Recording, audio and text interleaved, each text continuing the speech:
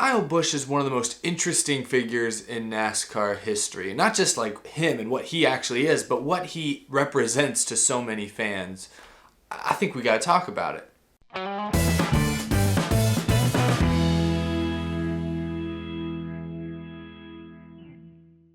How's it going, everybody? My name is Eric and welcome to the midweek edition of Out of the Groove. I'm still feeling super good riding that big wave that was the incredible Chicagoland race and finish, so I'm excited to keep talking about it today. Although today I'm not going to be talking as much about the race itself, and instead I'll be talking more about people's reactions to it. And at the end of the show I'll also give my brief Daytona Coke Zero 400 picks, so stay tuned for that. So maybe you could guess from the title or that brief intro, but today's episode is going to be a lot about Kyle Busch. Kyle Busch is currently in the prime of his career, and he's already got more than 48 wins in the Cup Series, over 190 wins across all three top NASCAR series. He's already basically a legend, whether you want me to say that or not. He basically is. He's a Hall of Famer. He's got one championship already, and he's really year in, year out in contention for another one. It's only a matter of time before he gets another one. But his career path up to this point has been filled with a lot of controversial incidents. Whether we're talking about when he wrecked Dale Jr. at Richmond in '08, or in that same season got mad and got in a little tiff with Carl Edwards at Bristol, whether he was flipping off officials at Texas Motor Speedway in 2010, wrecking and confronting Kevin Harvick in 2011 at Darlington, or of course when he wrecked Ron Hornaday under caution in 2011, or the list just goes on. Numerous incidents with Keselowski,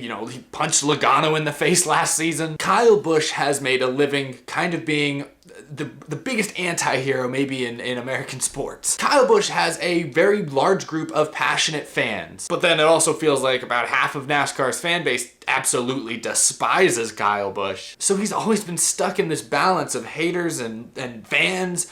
Honestly, Kyle Busch is the most polarizing driver in NASCAR, maybe in a long, long time. I didn't grow up watching Dale Earnhardt, but I feel like this has to be at least sort of similar. I'm not comparing Kyle Busch to Dale Earnhardt, but I'm just saying as far as how polarizing he is. So where am I going with this? I've been on the record on this show saying I'm not a big fan of Kyle Busch. He just does too many little things here and there that I just would never do, and it just prevents me from being a fan of him. I'm not a big hater, and I more than certainly respect the fact that he is one of the best drivers in the sport right now. In fact, honestly, whether you like him or not, I think he is currently the best driver in NASCAR. But after this weekend's phenomenal finish at Chicagoland, where we saw Kyle Busch battle Kyle Larson, both drivers getting into each other and running into each other on that final lap, a lot of fans once again had their share of insults, had their share of opinions on Kyle Busch and his just his overall character. And so what prompted many of these thoughts, for me at least, was primarily Kyle Busch's comments after he won the race, as well as many of your reactions on both my videos, my social media, to his comments.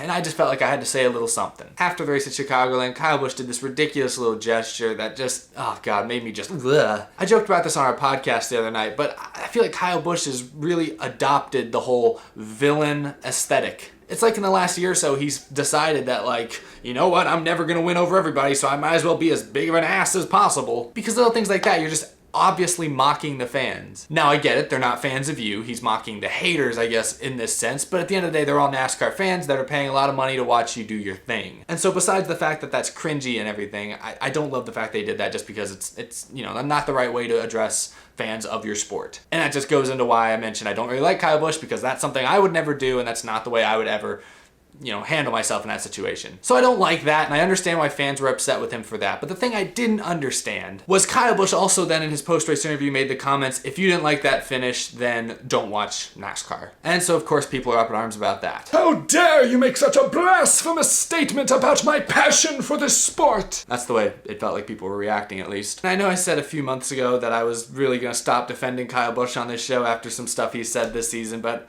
I'm gonna defend Kyle Busch because I wholeheartedly agree with him. Again, like most things Kyle Busch does, I wouldn't have said it like that. I would not have chosen to make my point in the way he did, but he's 100% right. If you're gonna objectively look at that finish, and I get some fans are just mad that Kyle Busch won the race, and that's fine, but I hope those people can get over that, at least enough to be able to look objectively at the way that finish played out, and I hope that they're able to realize that that was a super thrilling finish, something that NASCAR has seen a lot in the past. It's part of what built NASCAR into what it is today, and it's something that we don't see that often these days, especially not this season. So I get it. If you're somebody who really doesn't like Kyle Busch, I don't like Kyle Busch. I would have much rather Kyle Larson win that race, but if I'm going to take a step back and objectively look at that finish, it was a great show. So I think some people at least felt like they misinterpreted Kyle Busch's statements, or if anything, I think just twisted his statements to try and make him look bad because they hate Kyle Busch. I had people send me messages like, did you hear what Kyle Busch said? He said that if you don't like him, you should not watch the sport. And I'm like, I watched the race. That's not at all what he said. You're crazy. I can wholeheartedly understand why Kyle Busch was frustrated. Kyle Busch is used to hearing some boos. He always hears some boos during driver intros. If he wins, he'll hear some boos. But at the end of that race, there were a lot of boos. A lot of boos. More than I think he deserved. And I think it's because fans just look up and see him spinning Kyle Larson for the win and think, oh, Kyle Busch is a madman, you evil person. If I can just talk about that finish, everyone, there's a reason Kyle Larson wasn't mad. Larson wrecked Kyle Busch first. Kyle Busch retaliated and won the race fair and square. Kyle Busch was not in the wrong in any way during that race. So there was absolutely no reason to be mad at the way Kyle Busch ran that race. I was rooting for Larson, but I had no issue with Kyle Busch spinning Larson because Kyle Larson deserved to be wrecked. I mean, you can't just overdrive a corner and stick the leader in the wall like that on the white flag. You're not allowed to do that, Larson. So I had no problem with Kyle Busch wrecking him. But apparently all these fans really couldn't get past their deep-seated hate for Kyle Busch and just had to let him have it anyways. So when Kyle Busch said, if you didn't like that finish, then don't watch, I took it as, if you don't like exciting racing like that where two drivers are going back and forth, eye for an eye, tit for tat type thing, if you don't like that, then I'm sorry, NASCAR's not for you. And I completely agree with Kyle Busch. If you actually thought that that finish was bad, objectively, if you actually thought that the back and forth, the contact, the drama, the fair battle back and forth between two of the top drivers, if you thought that was a bad finish, you're not good for our sport. I get it, you didn't like that Kyle Busch won. I completely understand that. I didn't like that Kyle Busch won.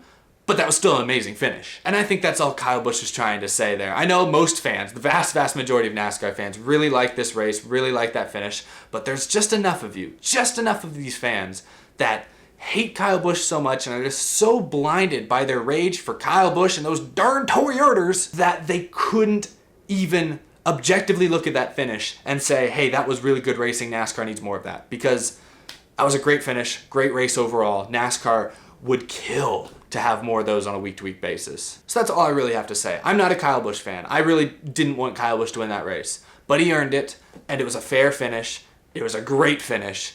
And if you're too blinded by your hate for one specific guy to see that, then NASCAR just shouldn't listen to you. That's all I have to say. The polls, the overall fan reaction completely agree with me and completely agree with Kyle Busch and the fact that that was a great finish. And if you're one of the very few people that really can't look past the fact that Kyle Busch won and doesn't think that's a good finish, then I'm sorry, maybe NASCAR isn't for you, because that's what most of the fans want, and that's what NASCAR was built on, were finishes and races like that. So that's the end of my spiel there. Let me quickly, before the end of this episode, talk about my pick for Daytona. I'm not going to do a full episode where I do my top three, my underdogs, or my disappointment. I'll just give you my blanket, my pick. Daytona, obviously a very tough track to pick a winner at. It's a plate track. It's going to likely your best driver is going to get wrecked out. You could have a guy that runs 30th each week running top 5. It's a wild card. We know that. But I gotta say, looking back at the first Daytona, the Daytona 500, and even looking a little bit at Talladega, there's a couple drivers, and more specifically, I think the Chevy manufacturer, which has kind of been behind most of this year at most of the tracks. The plate races, they've been pretty decent. Austin Dillon, a Chevy, won the Daytona 500.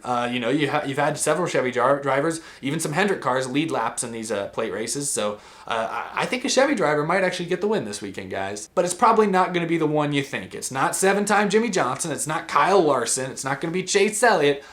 I'm going with Alex Bowman. Alex Bowman started on pole for the Daytona 500 and actually led, I think, about 13 laps. So we know that the car at least has pretty good speed, as the 88 car usually does at this track. But then at Talladega, he led another 25 or so laps. So Alex Bowman has led significant amounts of laps at both plate races this year. And Alex Bowman's a relatively, consistent, conservative type of driver. I always joke that he just runs 10th to 15th every week and we forget about him. But at a track like Daytona, that might be not a terrible plan. If you're cool, calm, and you're not the type of guy that's going to be super erratic and spin people out, maybe Daytona, maybe that bodes well for you surviving the big one, and maybe Alex Bowman can find himself in a position to win at the end of this thing. So I'm going with Bowman. Yeah, take your pick, honestly. There's about 30 guys that could probably win this race, but I think Bowman's your best shot. Anyway, guys, that is my show. Thank you so very much for watching. Thank you, of course, to Michael Harrison and the rest of our Patreon sponsors. You too can be a Patreon sponsor for just $5 a month. You can get access to behind-the-scenes photos, comments, things like that, as well as get the chance to fund this show and keep things rolling. So thank you all very much. Follow me on Twitter, follow me on Instagram. Links all to those are in the description down below. WWE Cup Series Tournament of Champions starts this weekend. I hope you guys are excited for it because I know I certainly am. I think it's going to be outstanding. If you missed my video a couple days ago about that series and all about the rules and everything, you can go check that out as well. I encourage you to. But yeah, other than that, I think I've hit on just about everything. Thank you all so much for watching. I'll talk to you guys again later this week, hopefully. Have a good one, everybody. Happy 4th of July, by the way. Yeah, I probably should have led with that. I forgot this is the 4th of July show. Yeah, so happy 4th of July. Better late than never. Thanks for watching, everyone.